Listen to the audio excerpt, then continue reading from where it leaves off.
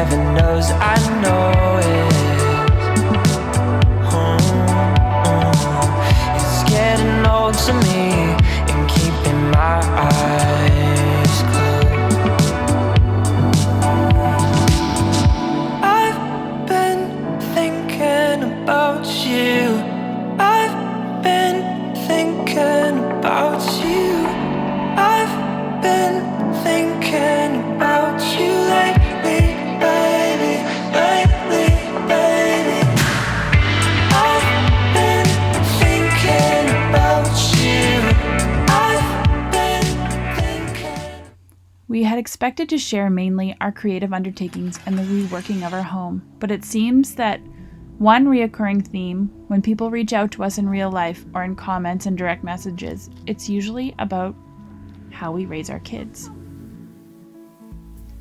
Humans, you see, are born whole. We are beings of infinite wisdom.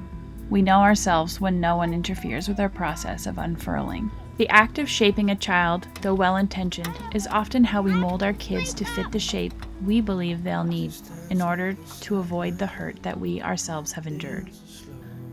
And though it's true that we should impart our wisdom to our children, it's ultimately up to them how much of it they choose to accept. Our children will eventually make decisions for themselves, many of which we won't approve. But it's our job to be there for them when they need a place to land, knowing we did our best work, shared our hearts with them, and gave them the right amount of trust to spread their wings. This is our philosophy for how we're raising our kids. Relationship first. I used to feel shy about sharing details of our family life and our parenting choices because people were so quick to fill me with their doubt at a time when we were still growing roots. I know that although it may seem weird to others, usually people's questions are out of curiosity rather than disgust. And even if it is the latter, I feel so strongly about what we're doing that I simply no longer care about people's disapproval. We decided when we first had children together that we'd likely homeschool. Ty comes from a family of 4 boys, all who spent time being homeschooled. And one thing I love about him so much is his willingness to absorb information from other people, to stand back and see how the pieces fit. Pull up. Okay. Guys, look at this. I'm going to the Hogwarts wall. Where'd he go? Platform 9 3/4, I go! What? There is no beginning or end point to when we began homeschooling, which is simply the word we use to meet people with what they'll understand.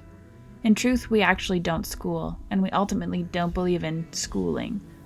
The public system is a blessing for many, and I know many brilliant, bright-hearted teachers, and this is not about them.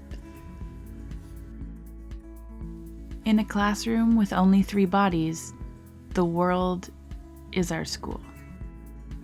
There are literally learning opportunities all around us. Really, we just want to raise our own kids. We want to be there for the little things and the big things, for as long as it works for all of us. But we don't have any time limits on the milestones children are expected to achieve.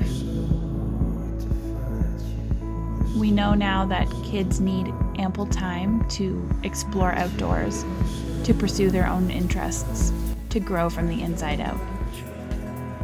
All the while, standing close by to a loving adult, someone to answer questions and fan the flame of curiosity. I have to say, we normally shy away from sharing more than a sample of our children's lives, simply because it's not our story to tell, and though we'll always respect those boundaries. As I see more and more of my friends and others stepping outside of conventional in their own ways, we feel strongly that perhaps in sharing some of our own perspectives as parents, it might serve as a reminder to others that the journey isn't linear, nor can it be carbon copied. Because children and families are unique. There are no two alike. What works for one child might not work for the other. And my advice to you is, when you're uncertain of what to do next, why not check in with them?